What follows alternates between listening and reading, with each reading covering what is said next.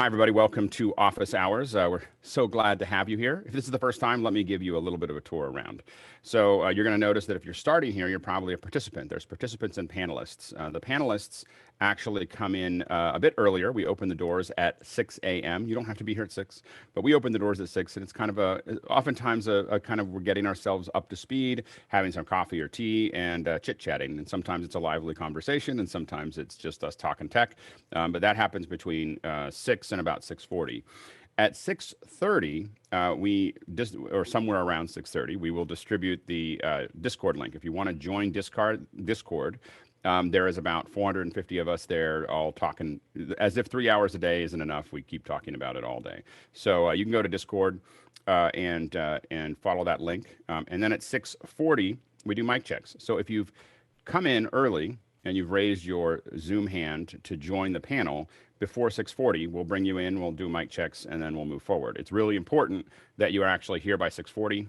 We might start a little late, but you have to be here early to go through the mic checks, or we won't have you, we won't bring you into the panel. So make sure to get here early if you want to join our panel. But right now, everybody's welcome to do that.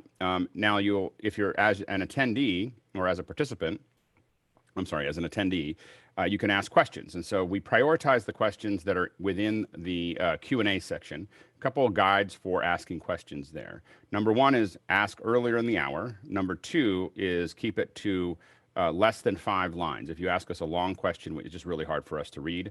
And so we won't read it. so we usually just will dismiss it and push it on. Don't cut and paste anything from the chat. It really has to be originated inside of the Q&A. So don't bring something in for somebody else or anything else. It's just people asking questions that are there. Don't put any comments in. We'll just dismiss those as well. And don't ask more than one question per question. Really, like don't ask more than one question per question. So you can post two questions. If you put 2 questions in, we're just going to dismiss it. We used to just read the first one, but we're just going to just dismiss it out of hand. So so just know that you need to ask 1 question per post. Anyway, so now if you want to chat or you want to add more complicated questions, you can put it into the chat. The chat we're probably not going to read inside of the panel, but you can put it in there and talk amongst yourselves. There's a whole bunch of you in there that might want to just have your own conversation that doesn't include us, and that's totally fine. So that's the basic kind of how this system works. We've got the first hour is really us just talking amongst ourselves in the panel. We don't really spend a lot of time with the attendees as much. The second hour, or the first real hour, 7 to 8, is a Q&A. So this is really all up to you as far as what we talk about based on the questions. If you see a question that you like, vote it up. There's 211 people here. Don't comment on it because it breaks the system. But vote it up. And that helps us decide what we're going to talk about. Right now, we've got 14 questions. The chances of us getting to all of them in detail is very low. So, so definitely vote the questions up that you're interested in. So definitely do that. And then on the second, what we call the second hour, which is 8 to 9 Pacific Standard Time, we go into one subject because you'll notice that between 7 and 8, it's pretty fast. We're moving through every subject in 2 or 3 minutes at max. But when we've decided that there are some things, and you'll hear us during that 7 to 8 time go, hey, we'd like to talk about that a little bit more. Let's make that a second hour. Well, the second hour is really us diving into something for a whole hour because we think it's a good enough subject to really spend time on. So today, Chris Summers is going to lead a talk about optics, all the things that happen before light reaches your sensor. And so he's going to be leading that discussion with us today. Tomorrow, Nick Jushishin is going to talk about making playing cards, not playing cards, but trading cards. This is really an operation. You're making playing cards. Here's how to make a king. So making trading cards out of lots and lots of photos. So say you have hundreds or thousands of photos, you have databases. How do you automate that and make it all work? And so it's really a conversation about process beyond the fact that trading cards are cool. Anyway, and then on Friday, Jeffrey Powers is going to talk about Wirecast, and he's going to talk about how he uses it and what he likes about it, and answer your questions about Wirecast.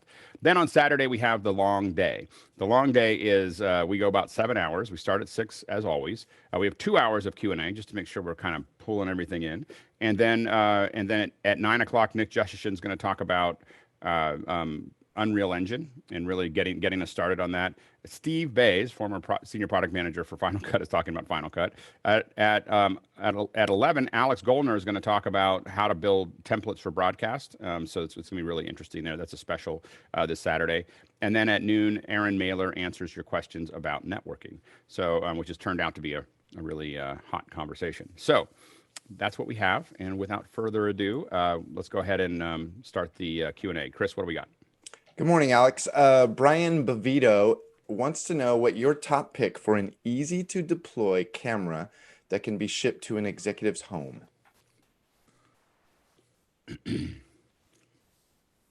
I think that there's a lot of discussions about that right now. So here are the things that we're thinking about as we go through. And other people can jump in here, raise your hand if you've been doing this. But for the ones that we're building, we're kind of in between. Are we sending them an ATEM Mini, or are when we do that, then we're sending them a 6K or 4K camera. Really, a 4K is probably good enough, but 6K is good. And the reason for that is that we can theoretically shade it remotely if we needed to, but they can also use it as a presentation tool.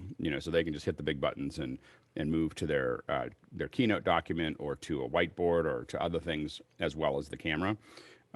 Outside of that, we've been looking at the Blackmagic micro cinemas, as well as the studios, or the micro studios, as well as the studios. The problem with the micro studios is you have to have another monitor to aim it, so that becomes kind of a challenge for someone at home. What we like about all of these is that we can control focus and zoom, if you put the right lenses on them. So that helps us a lot as far as that process goes. Of course, there are other ways to do it. PTZs. I mean, some people are using PTZs. You just have to make sure that you have to build for all of these. You have to really think about building a VPN that's going to allow you to get to that camera and control it. So there's a wide variety of PTZs. Then there's also services. So there's a company called Live Shots in New York, and I don't know what the camera service is called. Damon might be on the in here somewhere, but they send the whole package as a service, and then they just manage the whole thing for you. So so that's another way to do it. It depends on what scale you're working at. So if you want to build your own, we haven't done a lot of PTZs because I just don't like the look of a lot of PTZs, but there's also using a service that can make that work. Anybody else have any other input on that? I don't know if I helped a lot. Yeah, go ahead, Leland. Just that this is probably a conversation better Leland, on raise your hand. Discord, where we can evaluate. Colin, just raise your hand. You got to raise your hand. Yeah, Leland. Leland, go ahead. Just with regards to anyone that wants to try shipping webcams, obviously that's an issue right now because there aren't many available. I think we're looking at a couple that are optional, like the Huddle Cam is a possibility, but Logitech's having a really tough time keeping up with the market influx that's taking place. So I can only recommend Logitech cameras. I've tried several of the others out on the market over the past few weeks. No, they're just junk from really, really bad manufacturers. So stay away from any of those off-brand cameras if you're looking for quality. I was excited because B&H put a one that looked like it was kind of like a 920 up on the front of their site. So I bought it, and I have it here actually. It's all back in its box because I'm sending it back. I've already done the RMA because it's horrible. So low frame rate, it doesn't, bad focusing, bad lighting. There's nothing about that camera that I want. I did discover one issue with some of these newer webcams though, is rather than the YUY protocol that's being used by a lot of these, go to the MJPG protocol because it will change the frame rates to an acceptable 30 frames. Most of them try the YY or YUY2, I believe it's called. They get like 15 or 20 if you're lucky. Yeah, I think that it's going to be an issue with. I think we're going to have an issue. It does sound like I've been getting alerts from Logitech. It does sound like the if you can wait a little bit longer, it looks like the pipeline is about to fill back up from Logitech, and so I would try to hang on because Logitech is the clear leader in this area. Colin, make 30 seconds. Just very quickly, this is probably a conversation best had on Discord because the choice of camera or kit in general is highly dependent on your price point. Now, you said executive. Alex was assuming you meant in the $1,000 plus range. You're talking, and then there's not a lot you can control if you go below that. So you're not going to get a lot of camera control. So that's part of the question. So anyway, yeah, Jeff, go ahead, and then we're going to move on. I guess this is more of a clarification, but is the camera for the executive supposed to be managed by the executive? A lot of what you mentioned, I mean, obviously those are great cameras, but that's kind of for a professional control. Well, what happens is what we find is that what we're building kits towards is the ability to, we send out instructions. I mean, I've sent some pretty complicated kits to some pretty untechnical people, and a lot of it is all about a video instruction and PDF on how to set it up, and then a VPN in, so they plug it into the internet, and now we have control of the camera. If you send the camera out and they don't touch any of the buttons, which they're clearly told not to do, we have what we need to basically, we can do fine adjustments to the shading, we can do the focus change. If we're using one of the studio cameras and we put a motorized 4/3 lens on, we can zoom in and out. So there's a lot we can have control over. I mean, I think that this is going to be a big business. We wish that there was some better sensors matched with PTZs. Our dream, of course. Our dream, of course, is that Blackmagic would put out a PTZ camera, like everybody's dream, is that we get a 4/3. The 1-inch sensors are okay that Panasonic and Sony are using, but we really want 4/3 or bigger. What a lot of us want is an all-in-one Super 35 PTZ camera that we can control remotely. Would be something that people would be super excited about. Even 4/3 would look a lot nicer, and for some reason that market hasn't been leveraged yet. But I think we're going to see that by the end of the year. I mean, I think that now that it's big business to look good on camera. It's right now we just have a lot of companies that haven't been imaginative in that area. Anyway, let's go on to the next question. Philip Shane says that cable news anchors are doing interviews via Zoom and Skype, etc., and struggling with long delays, making the awkward, back and forth conversations. What causes this delay? Is there a solution? Yeah, so the delay is probably with Skype. The delay is most likely they're using Skype TX boxes to do connections between two different people. So, and we tested this. We thought that it was going to be the answer. The problem is that Skype sits at about 300 to 360 milliseconds of delay per leg. So on the way out and all the way back in. That doesn't seem like a lot, but that's still over a half a second, in the round trip. Skype TX, we're measuring ranges. It's not even stable, and it ranges between 800 milliseconds and 3,000 milliseconds of delay. And Skype TX is really designed for a remote person to talk to the studio and have it a very structured back and forth between them in the way the studio works. It's not designed. We had a lot of conversations with NewTek. If they want to come on, they can argue with me about it, but we talked to their folks about it, and they're like, well, this is what it is, because they have a bunch of other protocols that they're adding to the system to make it more stable and do all the other things that they're doing. But as a result, we lose more time, and so the Skype TX box is a problem. The other issue is, really adding anything. If it goes in, if both connections are coming into the studio and then back, it's going to slow it down. Right now in Zoom, I think someone can measure it, but typically we're running in the land of 70 to 100 milliseconds, for the most part, which is a pretty natural conversation. So I think that it can be done faster, but as you start adding other hardware in between it, you have to be super careful of how little you want to add, to that process. And so, but I think that I kind of consider 350 milliseconds the outer edge per leg. And I'm not, so that's why a lot of people ask me about SRT. I haven't seen anybody do SRT stably under 400 milliseconds. I've seen it under 500, but even then it's okay. So I haven't seen it successfully done reliably all the time under 400 milliseconds. And then when I see that, we might be interested in that. But what I'm trying to get to is 150.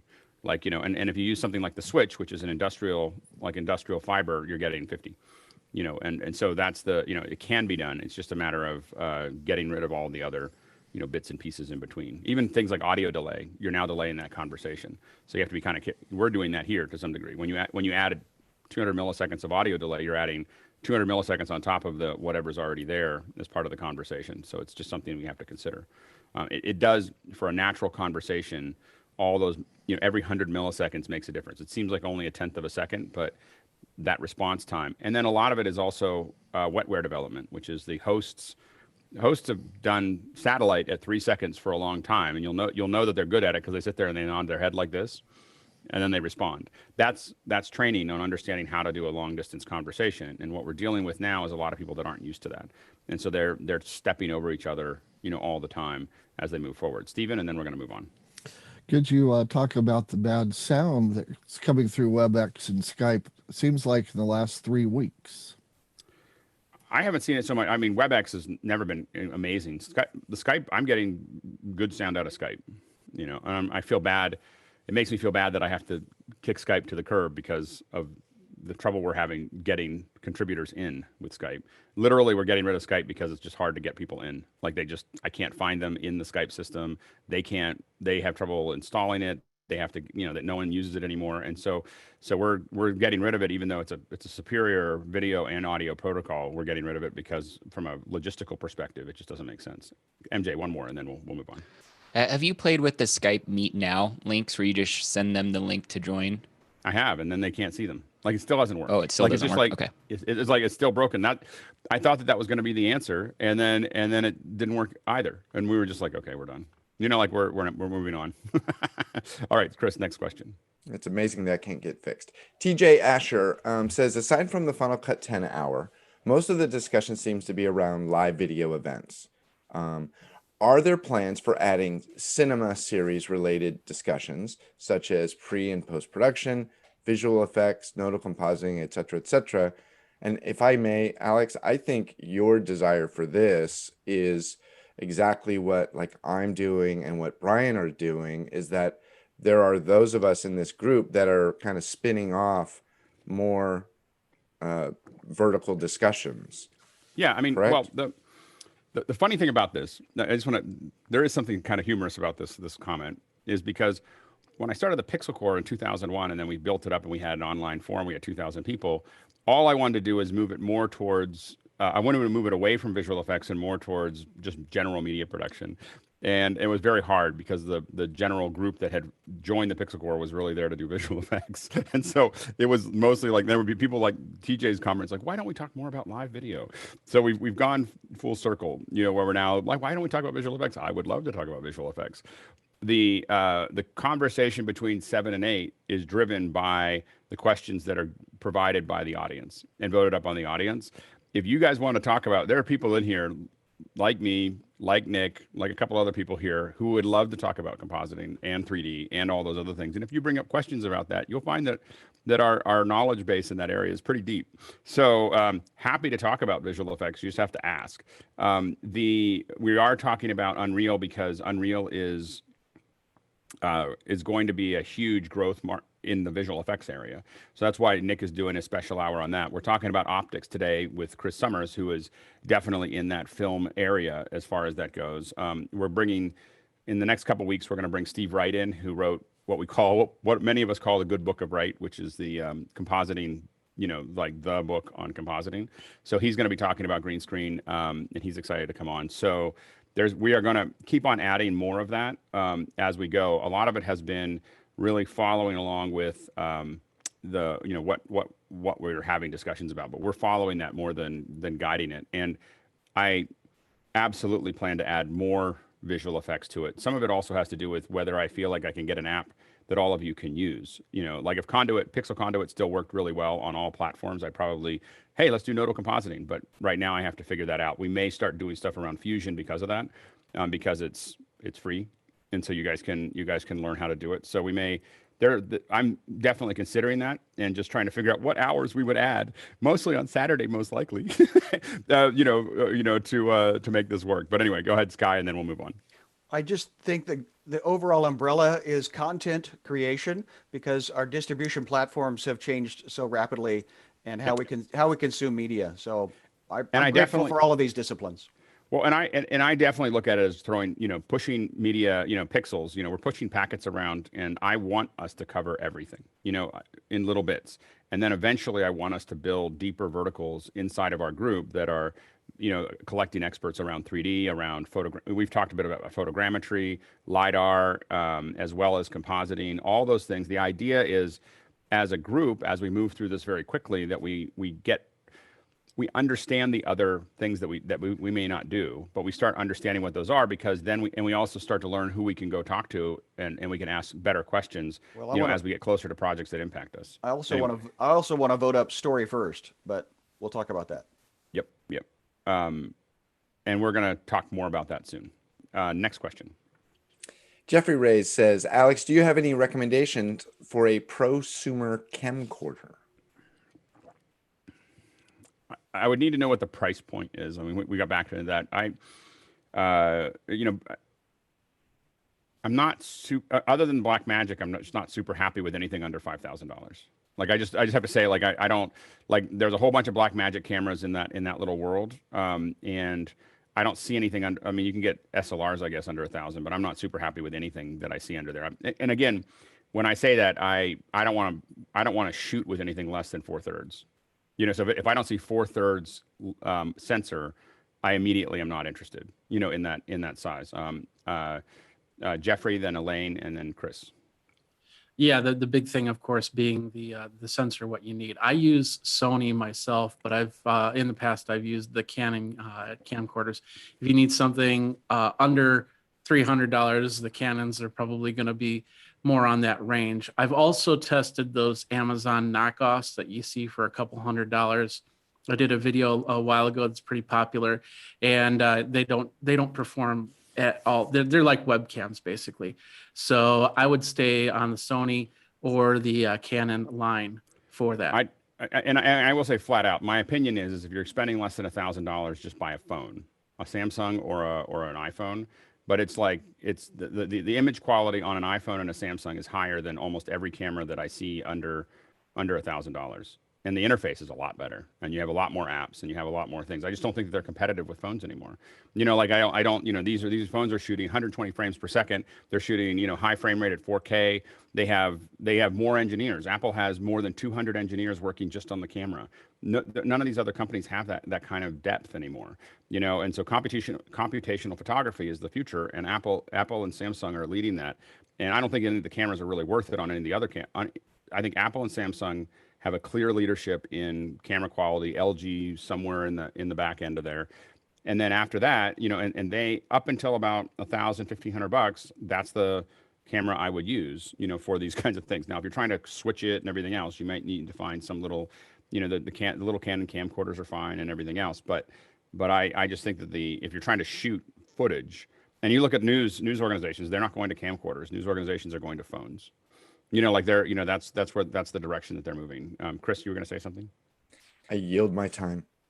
Alan, did you have anything else you wanted to add to that? Yeah, I just re-equipped the church with JVC products, and they've been very aggressive in the 4K camera, $3,000 to $4,000.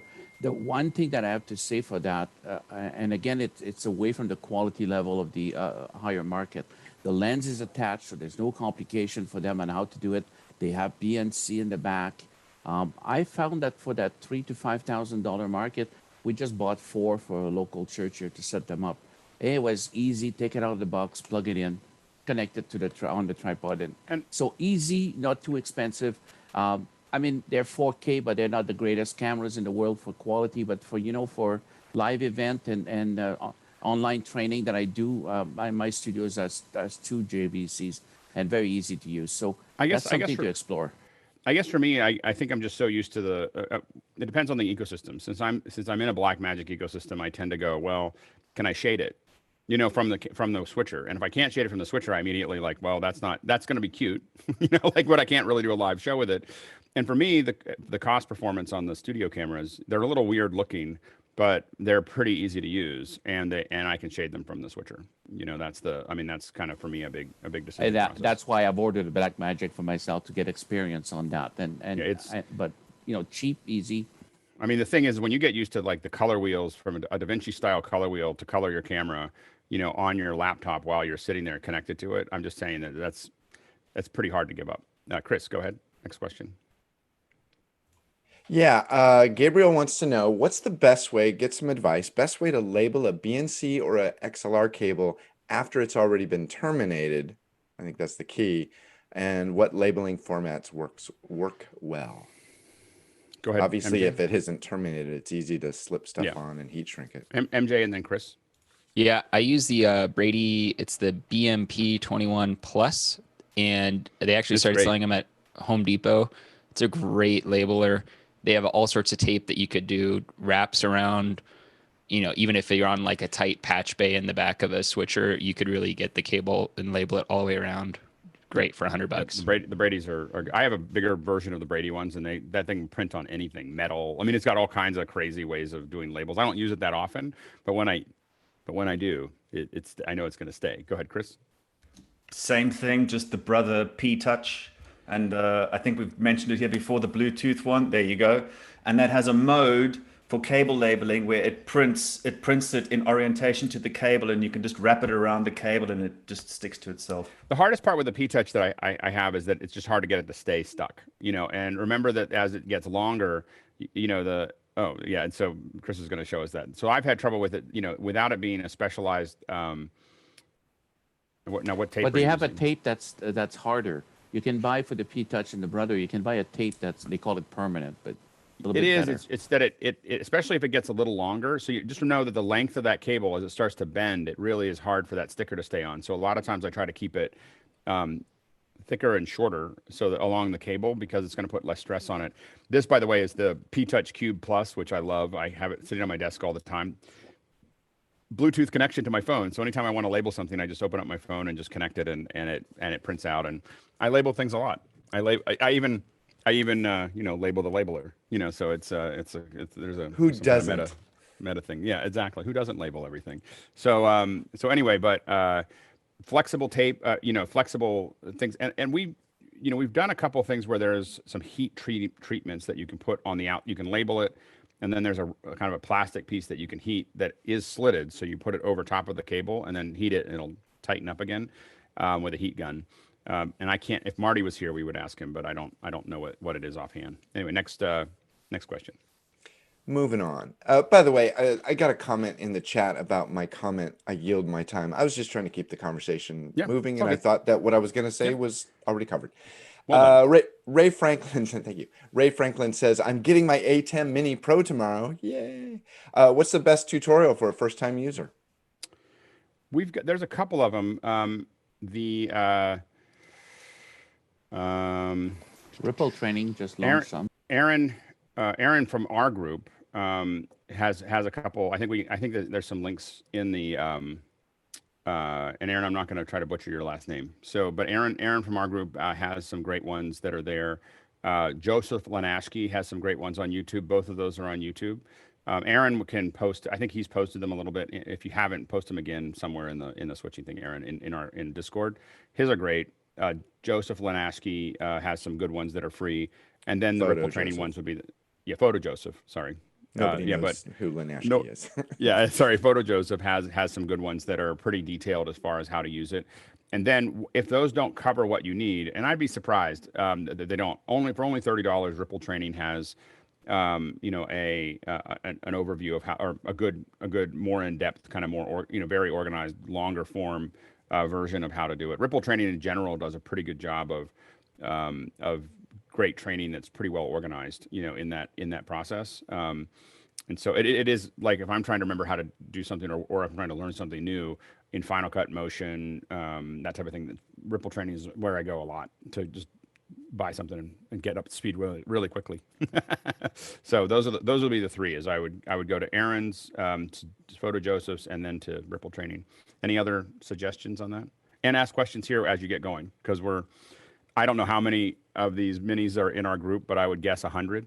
There's 100 of us that have minis. So there's probably, one of the things I'm going to be reorganizing in the Discord is there's certain areas that we're paying more attention to, and there's more of us in them. And so I'm going to break into groups of like Apple, Blackmagic, a couple other ones that we're just going to kind of group some of the stuff together so that you can see it there, where they kind of become their own little forums, because there's enough of us doing those things that it's worth having them not kind of spread out between, everything else.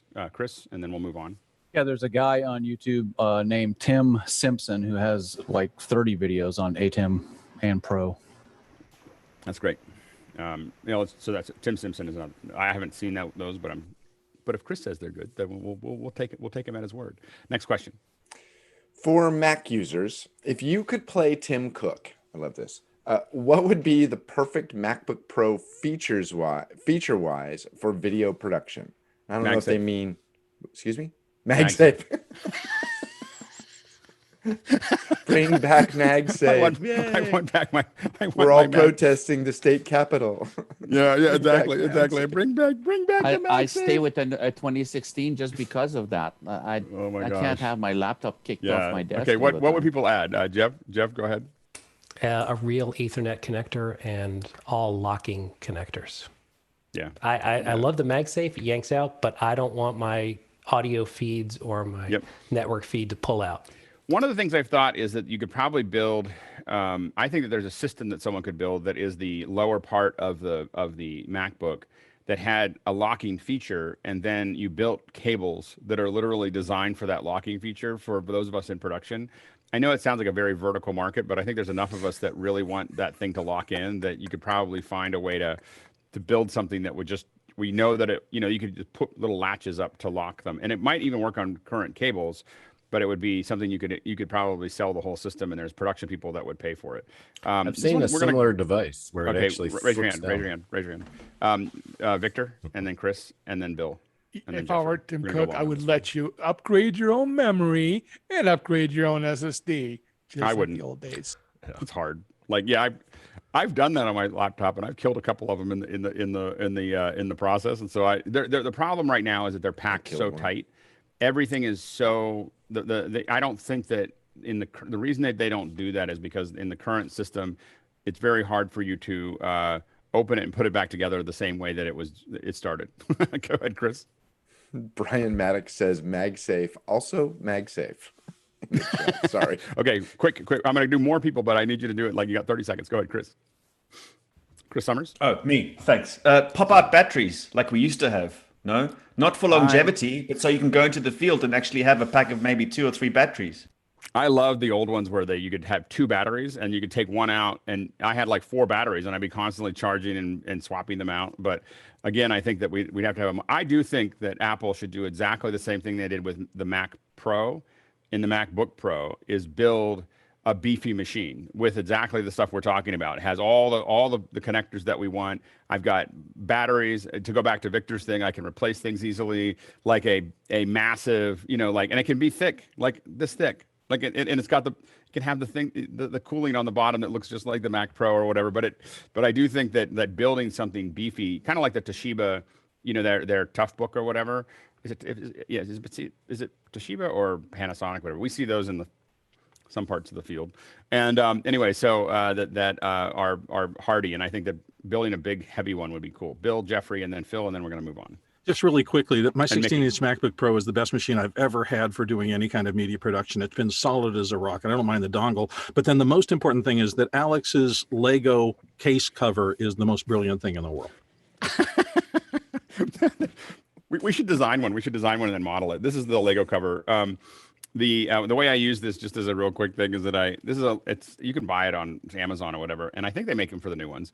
But this is an older laptop. But what this is it's really Legos, and so I buy lots and lots of Legos for my son, and then he just has to give me the flat. The deal is I'll buy him more as long as he keeps on giving me the flat pieces, because what I do with the flat pieces is I super glue them to things that I want to attach to the back of my computer. So if I have a modem, like a MiFi or a hard drive or a mini recorder, you can just snap them all to the back of the computer, and then you can pick up the whole computer up and walk away with it, and it's all stuck to it. I will say that if you put too much on it, it does add wear and tear to the hinge. So you can add a lot of weight to the back of a laptop that it wasn't designed for. Jeffrey, and then Mickey, and then we're going to move on. Yeah, I was just going to say, I missed MagSafe quite a bit too. And then one day I was kind of jammed up in a corner and couldn't move and couldn't even get power to it. And then I realized, well, I can put power in on the other side. And and that was so flexible. I was like, I do not miss MagSafe anymore. It had a good run, but the flexibility of coming in either side. I'll take your MagSafe and say, just put it on both sides. Just put a MagSafe. Well, yeah, that's true. The other thing is, Small Rig does, I think it's Small Rig or maybe Cambait or somebody does make various cable locks, kind of a half measure, but you can get them to kind of stabilize USB-C and some other connections. I feel like we need to turn this into like a render. Anyway, so we'll talk anyway. So Mickey, and then we'll move on. Yeah, I would go back to the dimensions of the last MacBook Pro with an optical drive, and because of the additional space, put proper cooling system in there, and also bring back the upgradability of memory and storage. Yeah. And maybe even the chip. Once we're upgrading things, let's make the chip pop. We can pop the chip out. There we go. We got it in the Mac Pro. All right, next question. Bob Middleton says, I'm curious to know what it means when people say they are testing a piece of gear or software. Could you provide a few more details of what the term means exactly and what you're doing in a test as a professional user? Interesting question. I mean, for the most part, when I'm saying I'm testing it, there's a bunch of different things that could mean. But I have because I'm on air a lot and because I recommend a lot of things show up at my house. So, I mean, I can make a request like, hey, I need that. I would like to test your software. I can test your hardware, and people will send me. You'd be surprised at what people will send me. I once got an O2 from SGI. Because, when you're out and about and you have a public stature, you can ask for lots of things to test. So part of it's when people say they're testing something. And if you buy a lot of equipment, like I purchased hundreds of thousands of dollars of equipment per year from some manufacturers. If I wanted to test something new, they'll send it out to me to look at, and they're not gonna. It's just a demo unit that they're expecting back, but I get to use it for some period of time to figure out if I want to buy it or not. Sometimes we just buy the stuff, or we use demo units, and when we're testing it, we're really trying to get as close to production as we can without actually doing production with it. It doesn't help you to turn it on and run it. Sometimes it does, to run it through scopes and things and everything else. I know when we were looking at the new Ursa 2/3 inch chip, the broadcast, we were super interested. So we got one in and we threw it up against charts to compare it to the other 2/3 chips that we had, and figured out that, it's about, a stop less sensitive than the Sony's, but twice as sharp.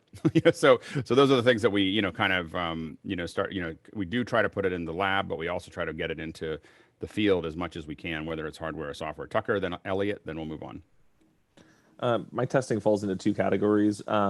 There's testing with a purpose, which is basically if solving a problem. You clearly define a problem, and we go and test and work out how do we solve this problem.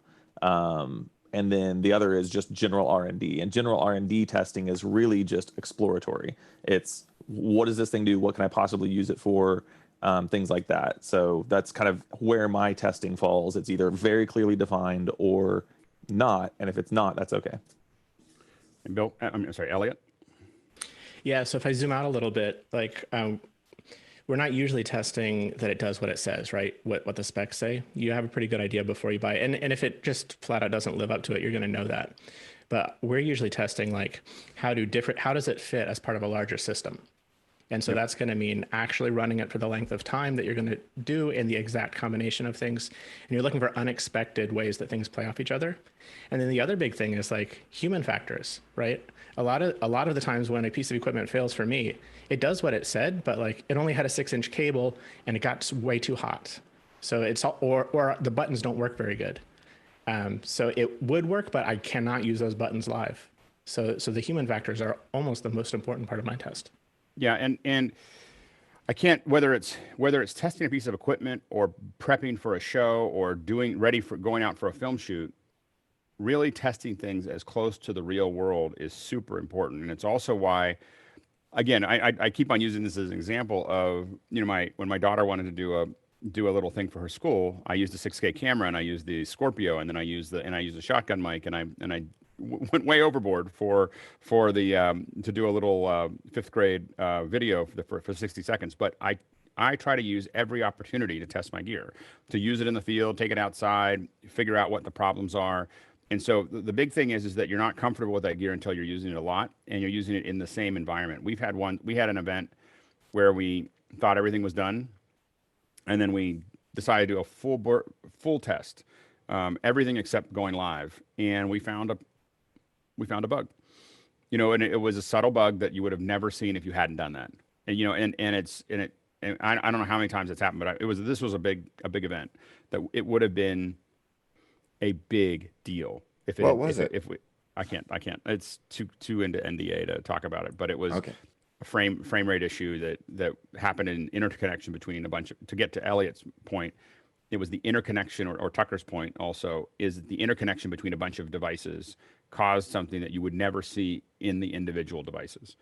So you had to see all of them in the same place. And that's why testing the entire pipeline, and that's why those rehearsals are so important. It's also why it's important not to change too much after you've done, or anything after you've done your final rehearsal the day before, or whatever. If you're doing a live event or you're prepping it, you gotta be really careful of what you change in live, because you can't go back. And oftentimes you're changing things, but you just have to really test it in it. And again, if you have this gear, try to find opportunities to use it as often as you can. Even if you're not as busy, try to find nonprofits you could go shoot for, or school projects, or whatever it is that you can do to keep using it, so that you can wring out the issues that you may have. Elliot, one more point and then we'll move on.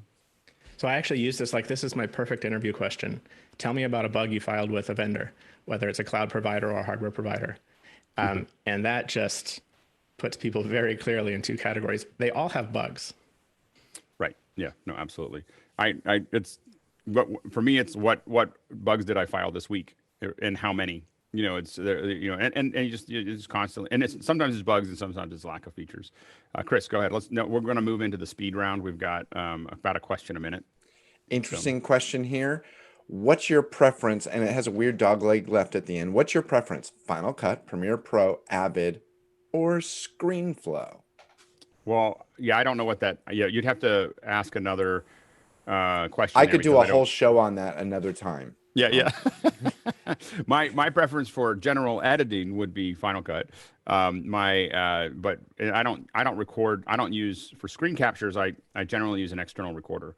So I use a Hyperdeck, or I still use a Pix 240. I could fight you on that, but yeah, I don't like to put I find that I'm doing stuff that needs all the frame rate, and I don't find that I get that with the screen captures. Yashai, and then we'll move on. Screenflow will be great if you're doing like educational video, and you really need just to record the screen.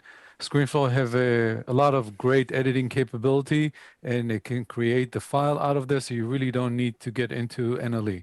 So Screenflow is a good, if that's your destination, just education. It does all the key stuff too. It shows the keystrokes, Yes. and you can make the cursor bigger, and mad powerful, super powerful. Next and one. A great editor because it's built on AV Foundation.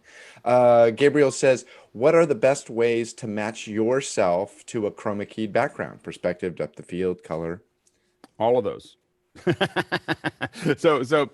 Here's what I would say is, and we're going to move through these pretty quickly, but what I would say is, first of all, you want to have your background match your foreground, in the sense that it has the same, this, like the background that I have here, because I'm on a green screen, right? So the background that I have here has the same perspective. So literally the camera's at the same height, same rotation, same lens, same setup. And it is, so then the vanishing points all match, what you would expect to have back there.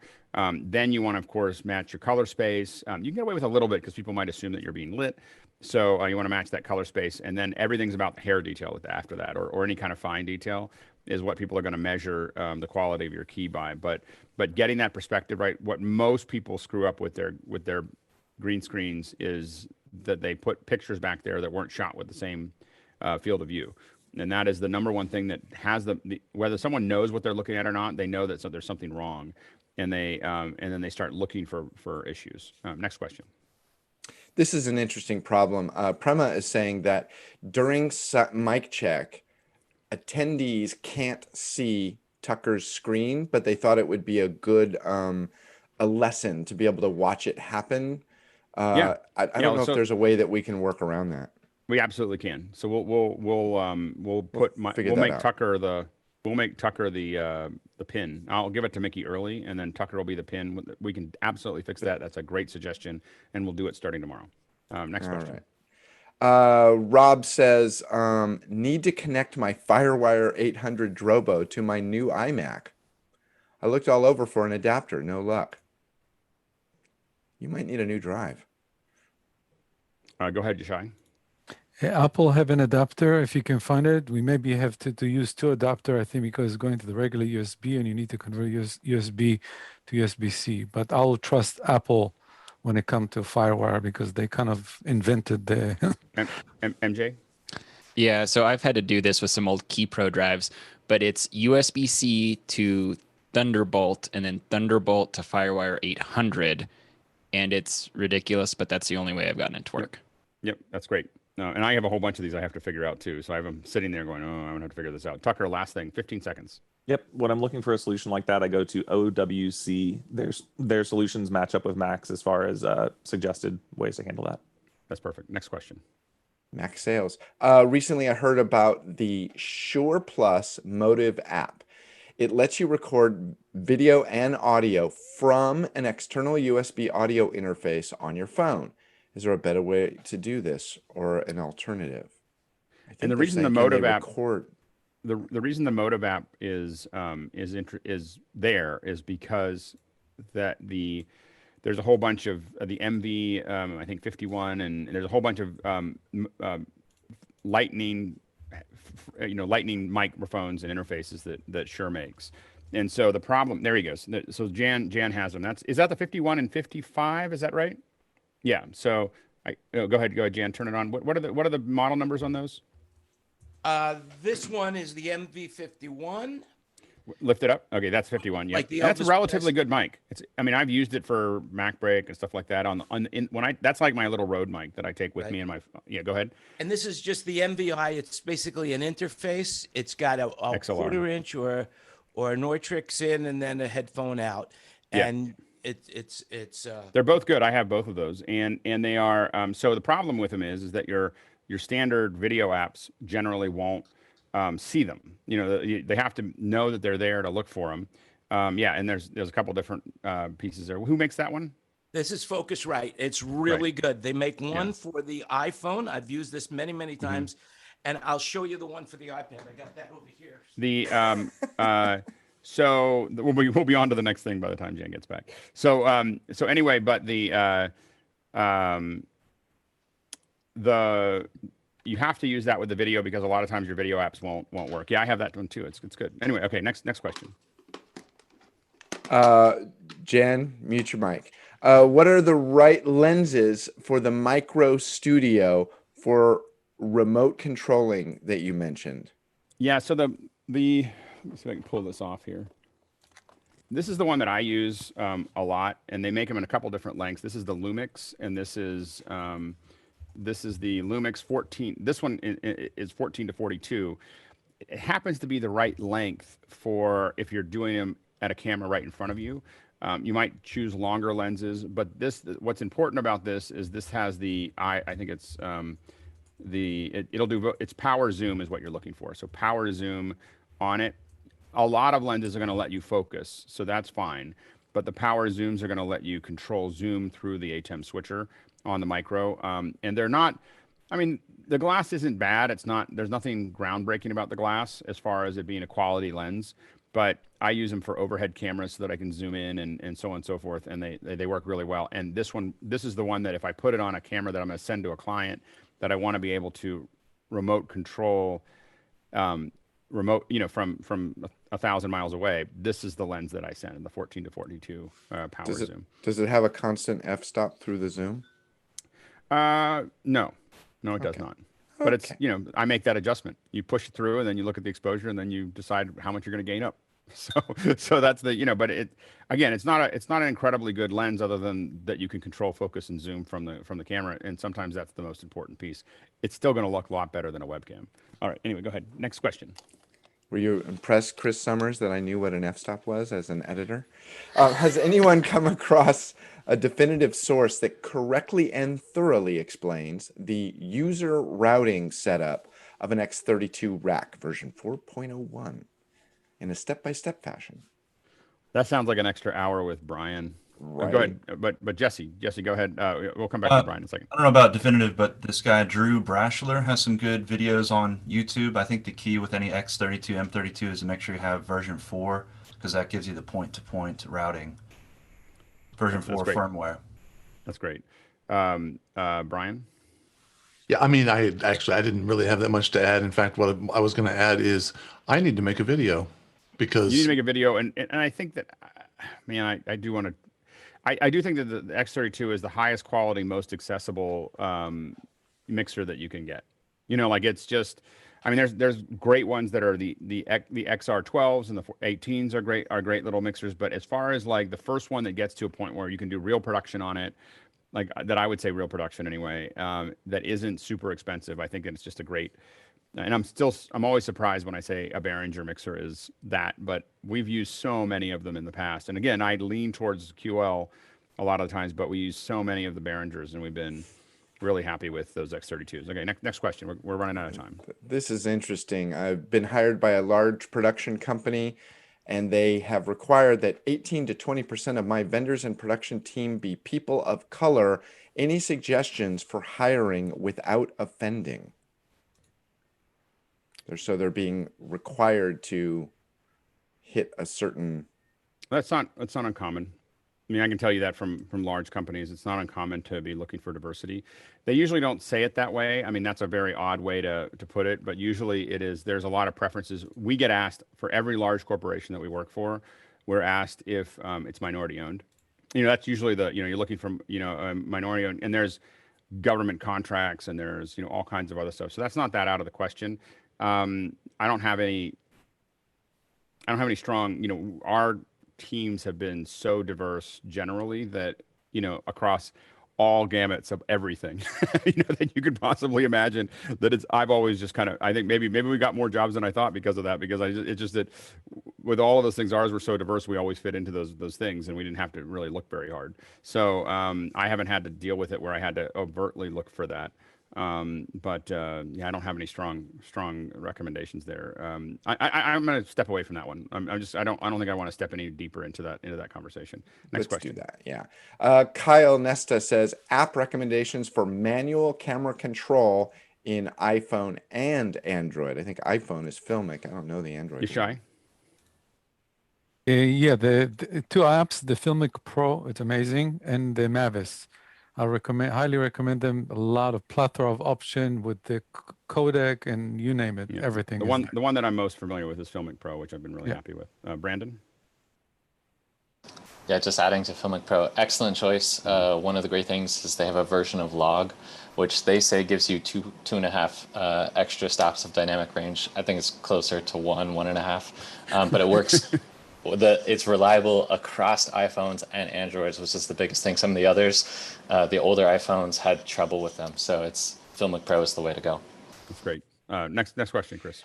Using a second laptop on the same network, can I control and multiview an ATEM Mini Pro from a different room? The multiview is local. So you can figure out ways to pipe it out or to split it. But you can definitely control it on the same network, but you can't. The multi-view is coming out of the HDMI, out of the Mini.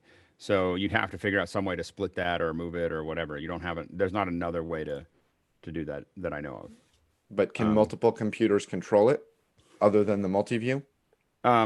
Yeah, I mean, you can have up to, I believe, up to 6 or 8 computers control an ATEM at the same time. I don't think we've ever connected more than 4 because there's 4 tabs. So like 4 or 5 tabs. I think 4 or 5, but I think 8 is where it starts kicking people out. Jeffrey? The HDMI outs you can always put onto an NDI Connect or something like that to send it out to another room. Yeah, you can definitely pass it out.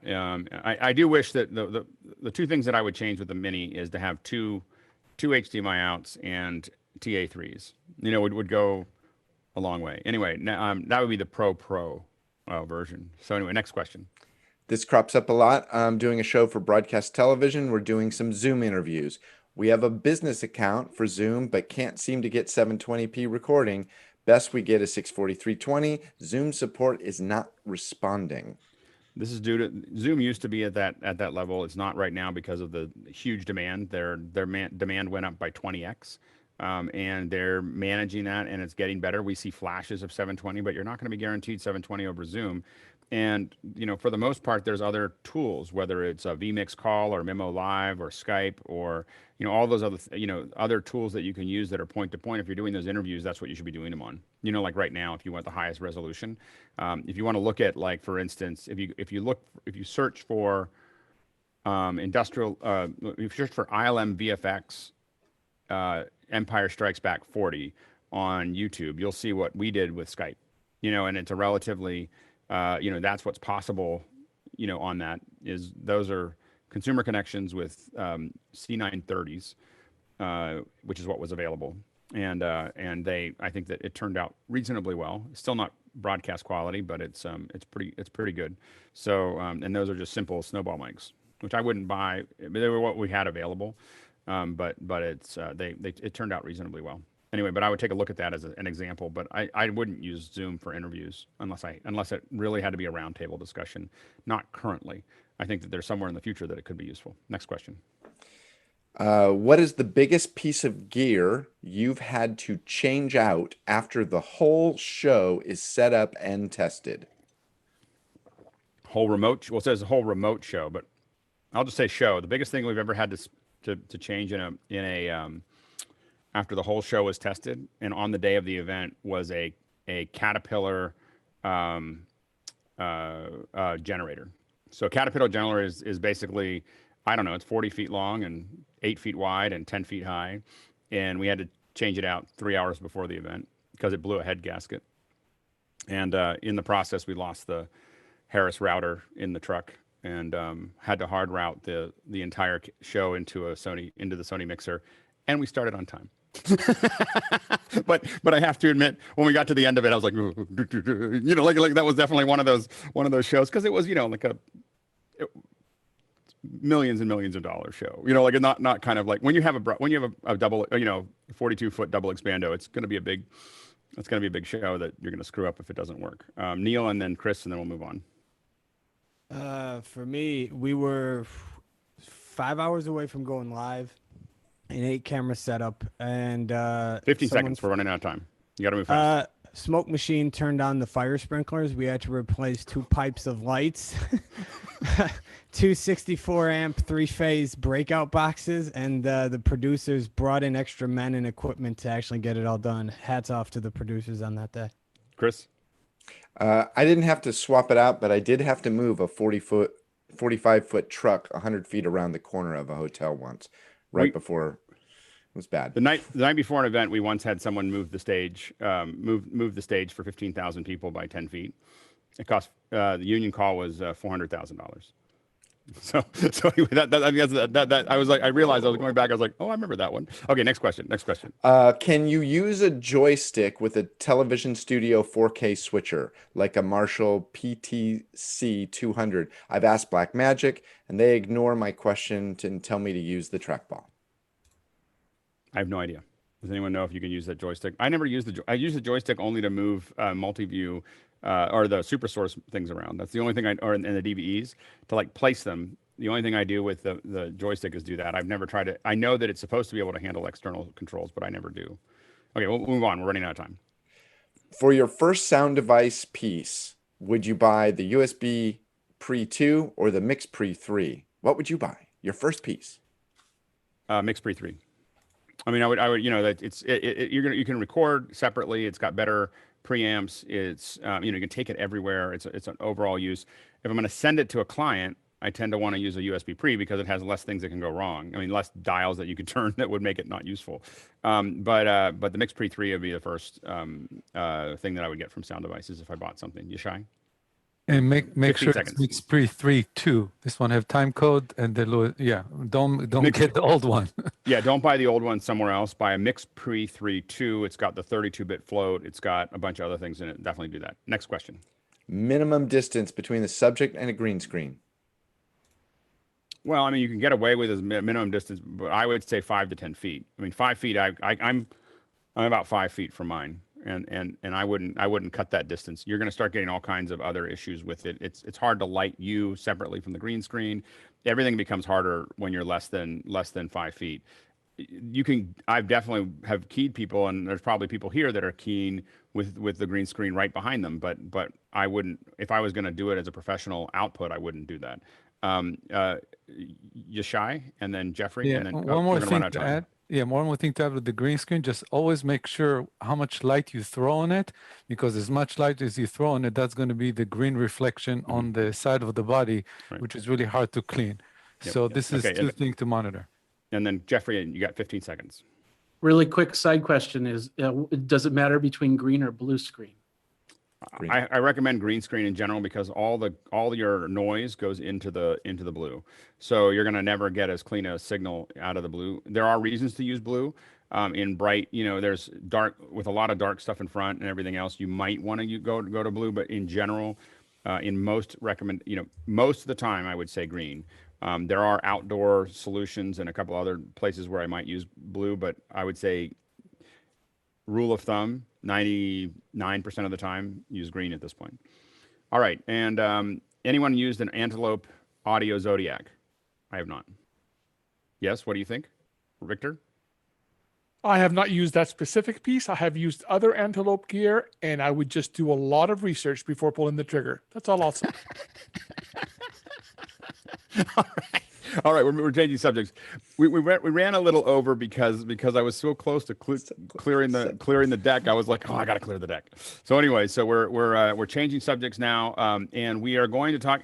I love these Wednesdays that we're now getting into really understanding cameras. So just so you know what the format that we're kind of leaning towards is Mondays we review is kind of a slower day. We're reviewing everybody's video quality that are in the panel, but it really talks a lot about that. Tuesdays we have audio, so it'll always be an audio discussion.